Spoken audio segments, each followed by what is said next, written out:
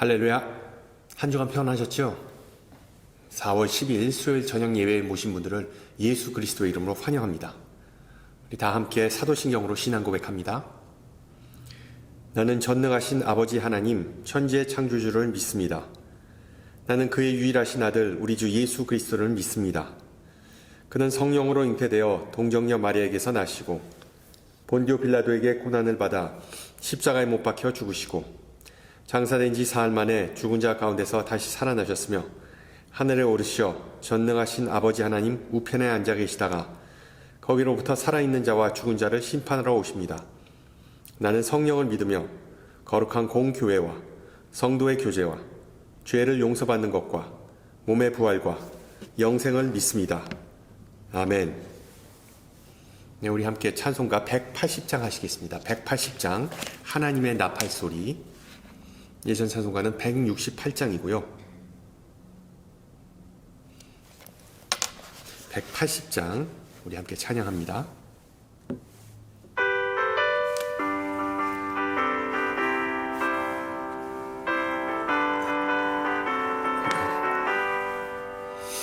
하나님의 나팔소리 천지 진동할 때에 예수 영광 중에 구름 타시고 천사들을 세계만 곳에 보내어 구원받은 성도들을 모으리. 나팔 불 때 나의 이름 나팔 불 때 나의 이름 나팔 불 때 나의 이름 부를 때에 잔치 참여하겠네. 무덤 속에 잠자는 자 그때 다시 일어나 영화로운 부활 승리 얻으리. 주가 택한 모든 성도 구름 타고 올라가 공중에서 주의 얼굴 배우리. 나팔 불 때 나의 이름 나팔 불 때 나의 이름 나팔 불 때 나의 이름 부를 때에 잔치 참여하겠네. 주님 다시 오실라 리알 수 없으니 항상 기도하고 깨어 있어서 기쁨으로 보좌 앞에 우리 나가서도록 그때까지 참고 기다리겠네. 나팔 불 때 나의 이름 나팔 불 때 나의 이름 나팔 불 때 나의 이름 부를 때에 잔치 참여하겠네. 아멘. 하나님께서 오늘 저녁 우리에게 주신 말씀 요한계시록 1장 1절에서 8절입니다. 제가 가진 성경으로 신약 398페이지고요. 요한계시록 1장 1절에서 8절.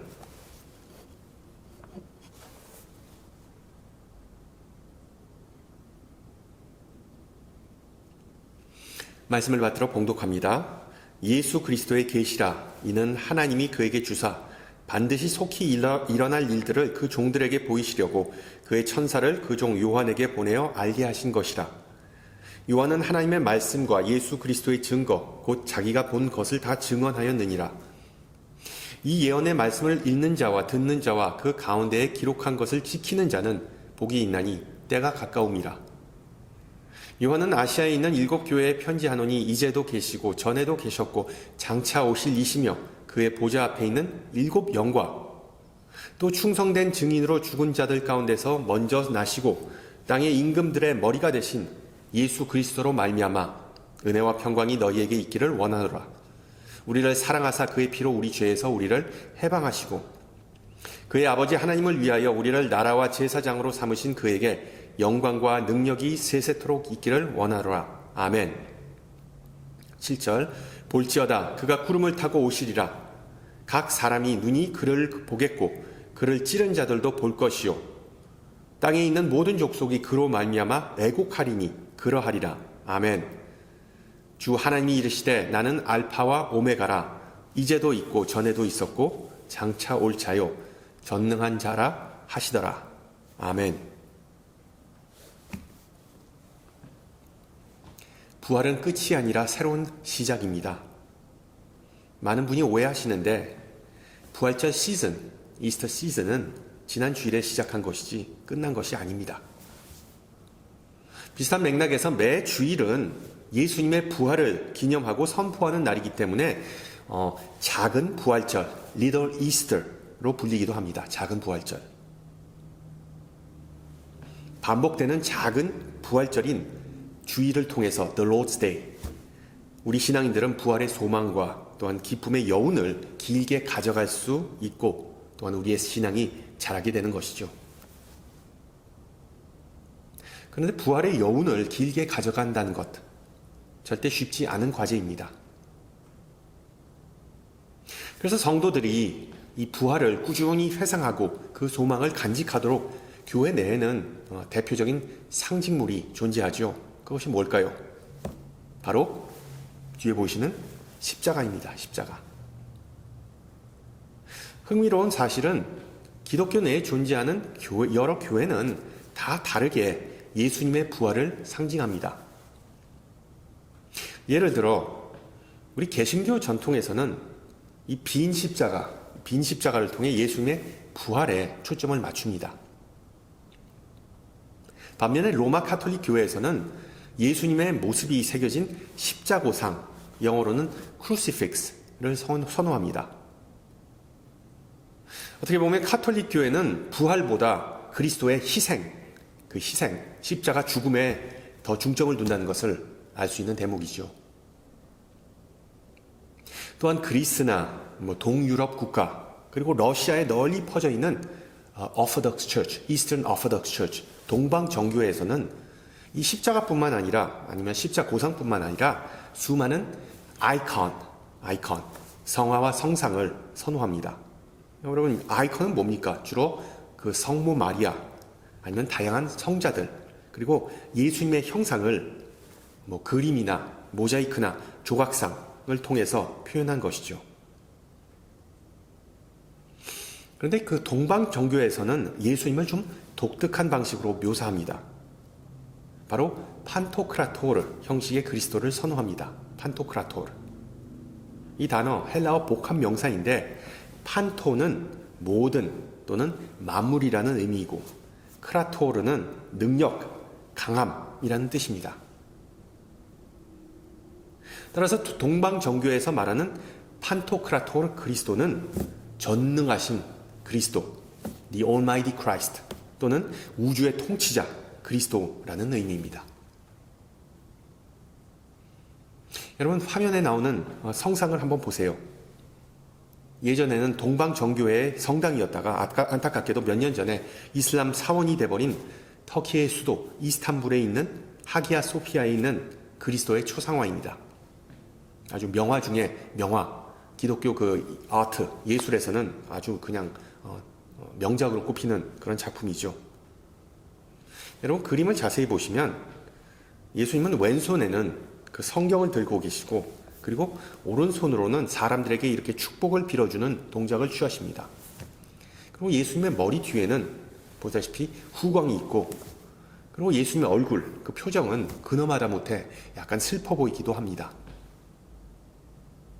예배드리러 간 사람들이 예수님의 이런 모습, 이 성화를 보면 마치 하늘나라에 계신 예수님이 밑에 있는 인간 세계를 바라보시면서 기분이 안 좋으신 것으로 느낄 수 있겠죠.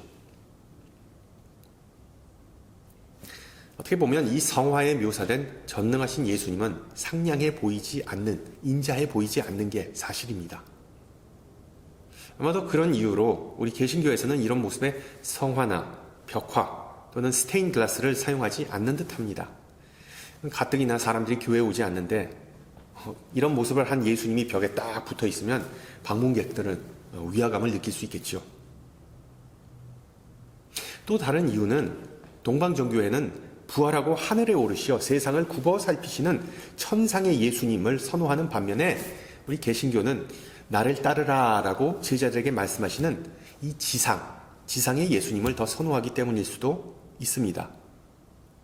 실제로 우리 개신교와는 다르게 그 동방정교회에서는 선교나 제자훈련이라는 개념이 아예 없습니다.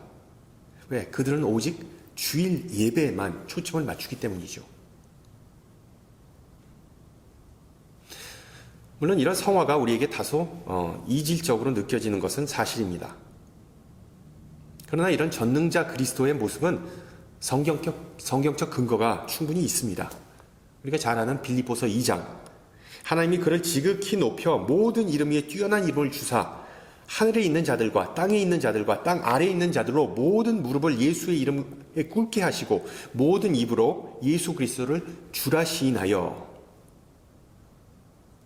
마찬가지로 요한계시록에서는 이 판토크라토르, 이 전능자라는 단어가 무려 9번이나 언급됩니다.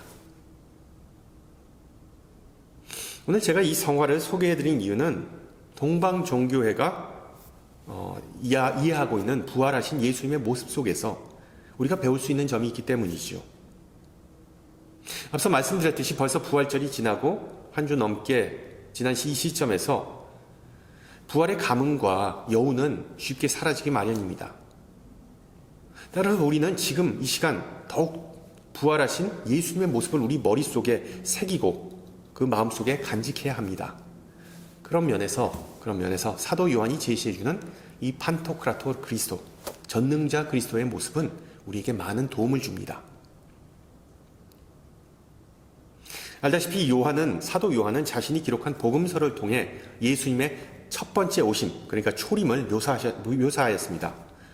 그 요한에 의하면 예수님께서 이 세상에 처음으로 오셨던 경험은 상당히 고통스러웠습니다. 십자가 위에서 결국 비참한 죽임을 당하셨기 때문입니다. 그러나 또한 요한은 예수님의 부활과 죽음은 그에게 있어 최고의 영광의 순간이었다고 말해주고 있죠. 그리고 이제 또 요한은 자신이 저술한 계시록을 통해 이 부활하시고 승천하신 영광스러운 예수님의 모습을 묘사하고 있습니다. 이제 예수님은 다시 한번 두 번째로 이 세상에 오실 준비를 하시는데 이번에는 고통받거나 사람들을 구원하시기 위해서가 아니라 5절에서 나왔듯이 땅의 모든 임금들, 왕들의 머리가 되시기 위하여 전능한 자, Almighty Lord로 오신다고 요한은 말합니다. 또한 7절에 나오듯이 각 사람의 눈이 그를 보겠고 땅에 있는 모든 족속이 그로 말미암아 애곡할 거라고 기록합니다. 눈물 흘릴 거라고 기록합니다. 왜 재림하신 예수님을 보면서 사람들이 눈물을 흘릴까요? 어떤 이는 회개의 눈물, 또 다른 이는 기쁨의 눈물을 흘리는 것으로 보입니다. 분명한 것은 예수님의 재림, The Second Coming of Christ는 최고의 아하 모멘트, 즉 최종적인 깨달음의 순간일 것이라고 요한은 말해줍니다. 왜? 재림하신 예수님을 직접 대면하면서 사람들은 자신이 처한 작금의 현실을 이해하게 되기 때문이죠. 예수님께서 부활하셨기 때문에 이제 인생의 의미를 완전히 깨닫게 되고 예수님께서 전능하신 분이기 때문에 인간이 비록 죄로 인해 망가진 세상 속에 살지라도 소망이 있다는 것을 그때 재림의 때에 이해하게 된다는 것입니다. 바로 예수님께서 구름 타고 오시는 그 날에 사람들은 하나님이 얼마나 위대하시고 예수님의 이름이 얼마나 존귀한지를 알게 된다고 요한은 암시합니다. 보세요. 오늘 읽은 본문에서 요한은 예수님에게 아주 특별한 호칭을 두 번이나 부여합니다. 4절과 그리고 또한 8절. 이제도 있고 전에도 있었고 장차 올 자. 영어로는 who was, who is, and who is to come. 솔직히 한국어보다 영어가 귀에 쏙 더 들어오죠. 그리고 또한 요한은 예수님을 알파와 오메가라는 호칭으로 부릅니다. 먼저 우리가 짚고 넘어가야 할 부분이 있습니다.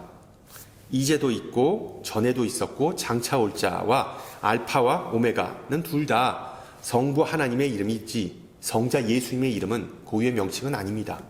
그런데 우리 그리스도인들은 성자 하나님을 오직 한 분만을 통해서 만날 수 있다고 성경은 말하죠. 로마서 5장, 우리가 아직 죄인 되었을 때 그리스도께서 우리를 위하여 죽으심으로 하나님께서 우리에 대한 자기 사랑을 확증하셨느니라. 따라서 계시록에서 요한이 들은 목소리는 다름 아닌 성자 하나님, 즉 예수님의 목소리인 셈입니다. 예수님은 하나님의 아들이자 또한 하나님 그 자신이기 때문이죠. 지난주에 말씀드렸듯이 마태복음은 우리 신앙인들이 두려워하지 않는 이유는 예수님께서 우리를 미래에서 기다리고 계시기 때문이라고 설명합니다. 그리고 오늘 읽은 요한계시록에서 요한은 한 걸음 더 나아가 우리 신앙인들이 두려워하지 않을 이유는 바로 하나님 대신 그리스도께서 이제도 있고 전에도 있었고 장차 올 분이시기에 우리의 미래뿐만 아니라 과거와 현재도 다 그 손안에 쥐고 계시기 때문이라고 말합니다. 따라서 오늘 이 시간에 요한이 우리에게 소개해주는 시간을 초월하시고 그리고 또한 전능자 되신 예수님에 대해 조금 더 자세히 알아보고 그와 같은 그리스도의 위대하심이 우리 신앙인들에게 어떤 영향을 미치는지 함께 좀 나누고자 합니다. 첫째로 예수님은 이제도 계시는 주 하나님이십니다. The one who is. 바꿔 말하면 예수님은 지금 이 시각 살아계십니다. 물론 예수님이 살아계신다는 것은 우리 인간이 살아있는 것과는 전적으로 다릅니다. 우리는 유한한 육신을 가지고 있지만 부활하신 예수님은 그렇지 않죠. 부활하신 예수님은 몸은 육체가 아니라 영체이기 때문입니다. 우리 인간은 모두 이 광활한 우주 공간 속에서 태양을 중심으로 회전하고 있는 이 지구에 발을 내딛고 사는 존재들입니다. 그러나 예수님은 그런 공간의 제한을 받지 않는 분이십니다. 여러분, 부활의 아침에 예수님께서 자기 마음먹은 대로 제자들 앞에 짠 하고 나타났다가 없어지고 심지어는 그 문이 꽁꽁 닫혀 있는데도 마치 어떻게 보면 벽을 통과하시는 그런 기적을 행사하신 거 다 기억하시죠? 이런 부활의 신비를 우리는 절대 이해할 수 없지만 요점은 이겁니다. 그리스도는 실제 살아계신 분이시지만 영적인 몸을 가지신 분이시다. 영적인 몸. 예수님은 절대로 죽은 사람이 아니다. 또한 교회나 아니면 박물관에 전시된 예술품이나 성경에 기록된 인물만이 아니라는 사실을 우리에게 보여주고 있습니다. 예수님은 이제도 계시는 분이십니다. 예수님은 실존하시는 분이십니다. 허상이 아니라 실체이고 우리 가운데 계시고 또한 모든 것을 다 꿰뚫어 보시고 우리에게 반응하시는 분이십니다. 보좌 위에 자정하셔서 온 우주를 굽어 살피시고 만물의 주관자 되시는 분이십니다. 그래서 어떤 신학자들은 부활하신 예수님, 고향하신 예수님을 우주적 그리스도, The Cosmic Christ라는 이름으로 부르기도 합니다. 살아계신 우리 예수님은 세상 만물을 통치하는 분이시기 때문에 우리 신앙인은 예수님의 이름으로 기도하는 것이죠. 여러분 생각해 보세요. 우리가 어려움에 부닥쳤을 때 살아있는 사람에게 가서 도움을 구하지 죽은 사람에게 달려가서 도와달라고 하지 않습니다. 따라서 예수님은 제자들에게 말씀하셨습니다. 너희가 내 이름으로 무엇을 구하든지 내가 행하리니 내 이름으로 무엇이든지 내게 구하면 내가 행하리라. 아멘. 마찬가지로 성경의 마지막 구절도 예수님에게 하는 기도문으로 마무리 짓죠. 짧지만 아주 강렬한 기도문. 계시록 22장 아멘 주 예수여 오시옵소서. 예수님은 이제도 계시는 분이시기에 우리를 사랑하시고 우리를 위해 고통받으시고 죽으셨습니다. 이 세상에 오셔서 우리 인간들과 함께 삶을 나누셨고 우리에게 진리를 가르쳐 주셨고 지금도 하나님 우편에 서서 우리를 위해 중보하고 계십니다. 그렇기 때문에 우리는 예수님께 감사하고 예수님께 경배하고 예수님께 예배하는 것입니다. 만약 예수님께서 살아계시지 않는다면 우리의 신앙은 고린도전서 15장에서 바울이 말했듯이 다 헛것인 셈이겠죠. 둘째로 예수님은 전에도 계셨던 주 하나님이십니다. The one who was. 지금도 살아계신 예수님은 대략 한 2000년 전에도 존재했던 역사적인 인물이었습니다. 갈릴리라는 지방에서 한 여인의 몸을 빌려 태어난 아기에게 예수, 예수라는 이름이 주어졌죠. 따라서 예수님은 인간, 부모 밑에서 자랐습니다. 그리고 청소년이 된 후에 예수님은 성전에서 서기관들과 성경을 논하였습니다. 그리고 청년이 된 예수님은 가업인 목공일을 도왔습니다. 고대 중동 지방에서 태어난 아기에게는 보통 first name 밖에 없었습니다. 그 이름이 다 비슷비슷해서 헷갈릴 때가 있으면 아버지의 이름이나 출생지를 그 first name에다 덧붙였습니다. 예를 들어 예수님은 살아생전에 예슈아 바 요셉, 즉 요셉의 아들 예수, 아니면 나사렛 예수 또는 나사렛 사람 예수라는 호칭으로 주로 불리셨습니다. 그러나 공생의 사역을 시작하신 예수님에게는 어떤 사명과 더불어 새로운 이름이 주어졌죠.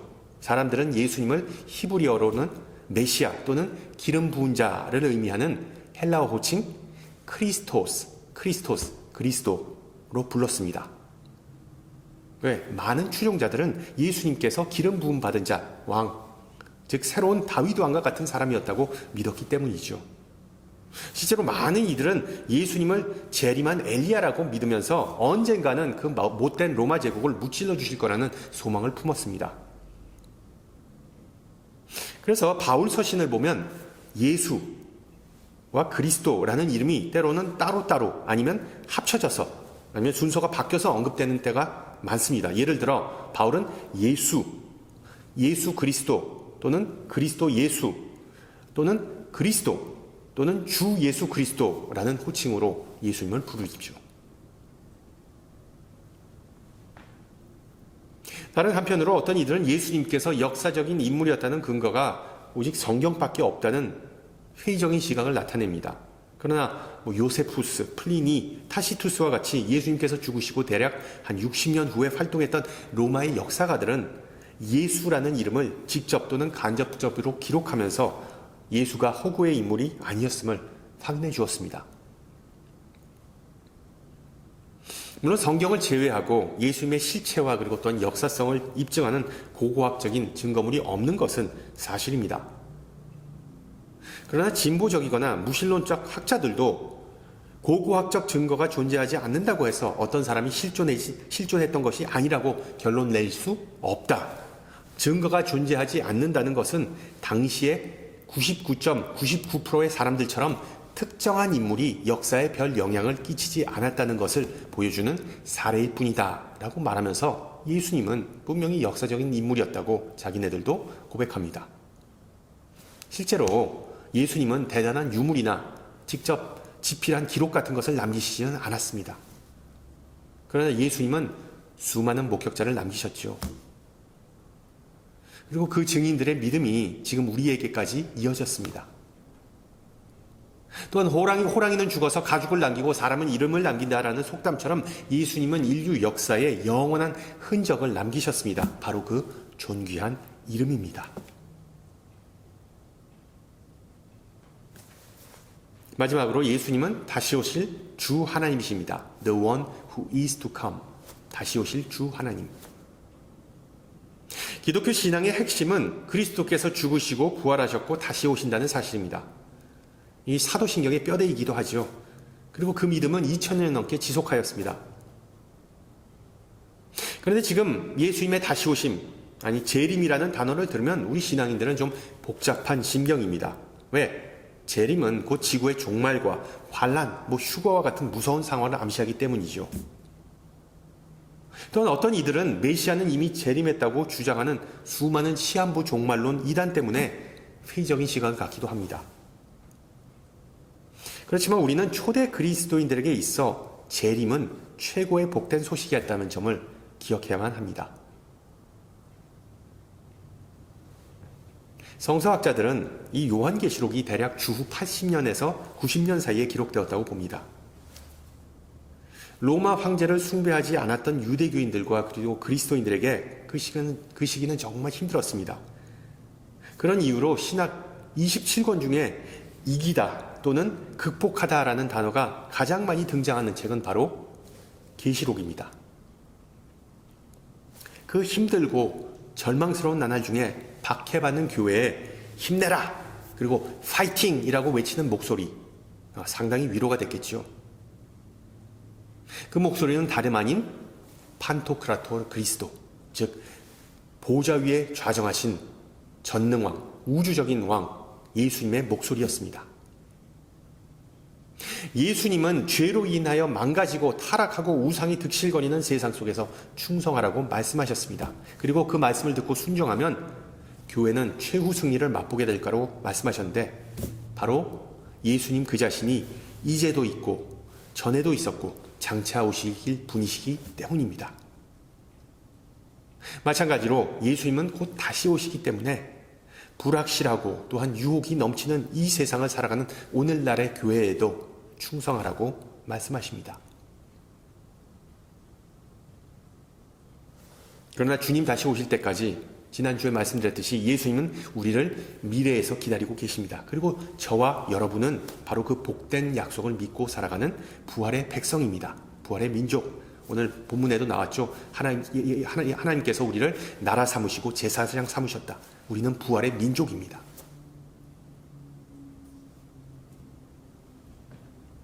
이스라엘의 영웅이자 사사였던 기드온 기억하시죠?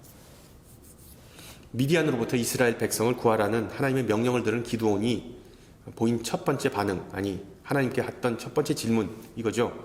주여, 내가 무엇으로 이스라엘을 구원하리이까? 보소서, 나의 집은 므낫세 중에 극히 약하고 나는 내 아버지 집에서 가장 작은 자니이다. 기드온의 이 말을 좀 풀어서 해석하면, 하나님께서 우리와 함께 하신다면 왜 지금과 같은 상황이 벌어졌습니까?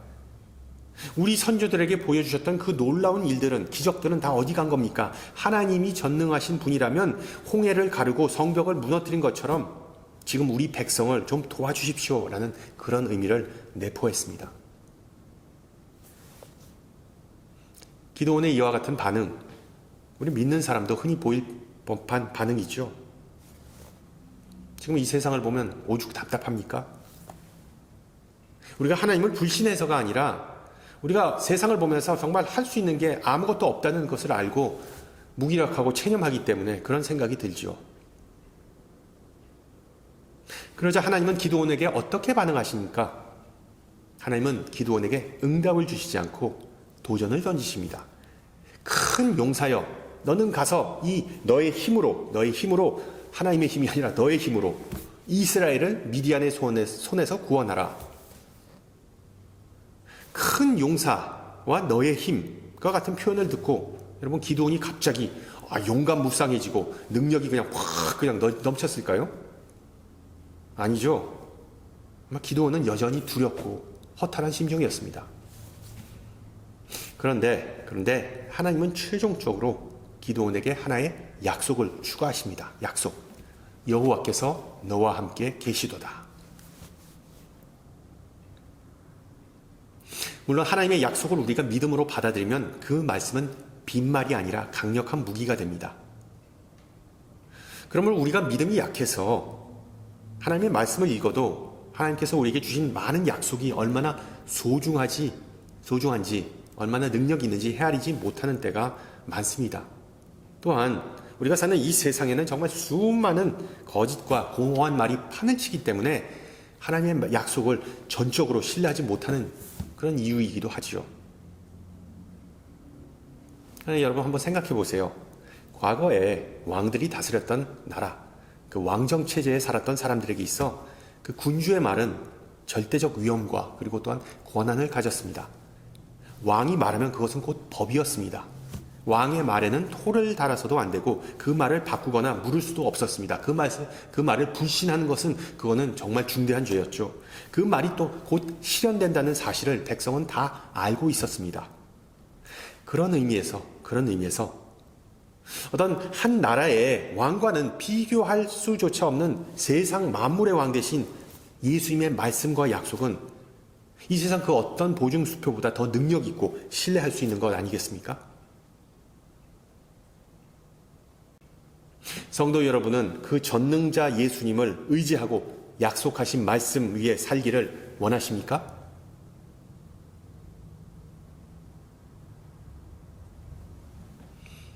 예수님의 신분과 더불어 우리가 부활하신 예수님을 신뢰할 수 있는 또 하나의 근거는 바로 예수님의 무한한 사랑입니다. 질병으로 인해 아내를 떠나보낸 남편이 그 아픔을 치유하기 위해 외동딸을 데리고 유람선 여행을 떠났습니다.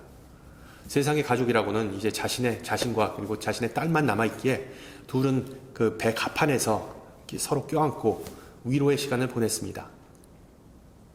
그런데 그 딸이 문득 질문했습니다. 아빠, 엄마가 우리를 사랑한 것만큼 하나님은 우리를 사랑하실까요? 갑작스러운 딸의 질문에 당황한 아빠는 대충 얼버무릴 수 없다는 것을 알고 이렇게 대답했습니다. 손가락으로 수평선을 가리키면서 허니야, 하나님의 사랑은 저기 보이는 저 수평선 너머에 있단다. 그만큼 사랑이 크단다. 그리고 또한 뒤로 돌아서 그 반대 방향 수평선을 가리키면서 저쪽 수평선 너머에도 하나님의 사랑이 있단다. 또한 하늘을 가리키면서 저 하늘보다 하나님의 사랑은 높고, 그리고 또한 바다 밑을 가리키면서 바다보다도 더 깊단다. 그 말을 들은 아이는 눈이 동그라지면서 놀라운 고백을 했습니다. 아빠, 그러면 우리는 하나님의 사랑 한가운데 서 있는 거네요. 그렇습니다. 우리는 모두 다 예수님의 마음 한가운데 있는 귀한 존재입니다. 이 드넓은 우주 속에 계신 예수님의 중심에는 바로 우리가 있다는 사실을 기억하시기 바랍니다. 그 넓고도 말로 할 수 없는 사랑 때문에 오전의 내용처럼 주님은 자신의 피로 우리를 죄에서 해방하셨습니다. 할렐루야. 하나님의 사랑은 우주적인 원리이자 진리이자 현실입니다. 그리고 그 사랑으로 인해 우리는 새로운 피조물이 되었습니다. 그 무엇과도 비교할 수 없는 사랑 덕분에 우리의 과거는 바뀌고 새로운 미래가 열렸습니다. 여러분, 예수님께서 십자가 위에서 그 사랑을 증명하시기 전에 우리 모두 다 고아이자 이방인이었다고 바울은 말하죠. 그러나 지금 우리는 하나님의 귀한 자녀이자 왕같은 제사장 그리스도, 그리고 그리스도의 대사 앰바서더가 되었습니다. 우리가 살다 보면 실패를 거듭하고 질병으로 고통받고 관계가 끊어지고 분주하고 바쁜 일상 속에 시달립니다. 그러다 보면 우리의 믿음은 연약해지고 하나님께서 우리를 사랑하신다는 그 단순한 사실조차 잊어버리거나 그 사실이 우리에게 별 감흥을 주지 않을 때가 있기도 합니다. 다행인 것은 예수님은 그렇지 않다는 것이죠. 그리스도 예수는 이제도 계시고 전에도 계셨고 또한 장차 오실 분이라는 사실입니다. 주님의 신실하심은 끝이 없고 변함이 없습니다. 우리가 누구이든 우리에게 어떤 일이 닥치든 우리의 마음이 어떻든 간에 주님의 은혜와 사랑과 평화는 세상 끝날까지 지속할 것입니다. 성도 여러분, 이번 부활절 시즌 동안 전능왕 되신 예수님과 변치 않는 하나님을 다시 신뢰하시기를 소망합니다. 여러분의 삶을 주관하고 앞날을 예비하시는 그 주님을 새롭게 의지하고 뜨겁게 사랑하는 은혜가 있기를 축원합니다. 함께 기도합니다. 거룩하신 하나님, 오늘 저녁 말씀을 통해 우리와 함께 하심을 감사드립니다. 요한에게 주신 계시를 통해 하나님은 지혜와 능력과 자비가 충만하시고 항상 우리를 돌보시고 사랑하시는 분임을 배웠습니다. 또한 예수님은 전능하신 주님이시고 하나님의 선물이자 모든 죄와 사망 권세로부터 우리를 자유롭게 하시는 분임을 배웠습니다. 그리고 주님의 영은 우리의 삶을 지키시며 진리를 알게 하므로 환난의 때에 힘과 능력 주시는 분임을 배웠습니다. 전능하신 주님을 의지하고 그 사랑을 되새기면서 부활의 증인이자 백성으로 살아가기를 소망합니다. 과거의 요한을 통하여 7 교회에 말씀하셨듯이 지금 우리에게 말씀하시는 주님의 목소리를 듣기를 간구합니다. 바쁜 일상을 잠시 벗어나서 우리에게 주신 약속의 말씀에 초점을 맞추고 다시 한번 주님의 고요하고 부드러운 임재 속에 거하면서 찬양과 기쁨이 넘치는 부활의 증인으로 살게 하옵소서. 주님, 아직도 이 땅에는 많은 슬픔과 고통이 있습니다.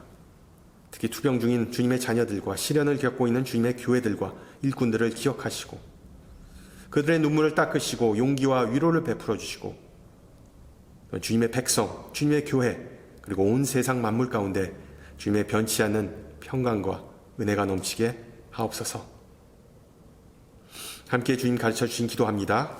하늘에 계신 우리 아버지, 아버지의 이름을 거룩하게 하시며 아버지의 나라가 오게 하시며 아버지의 뜻이 하늘에서와 같이 땅에서도 이루어지게 하소서.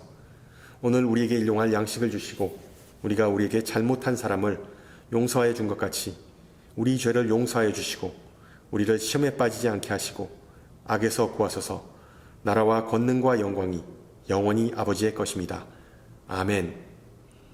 네, 날씨가 많이 포근해졌네요. 네, 한 주간 평안하시고요. 전 다음 주 이 시간에 뵙겠습니다. 샬롬.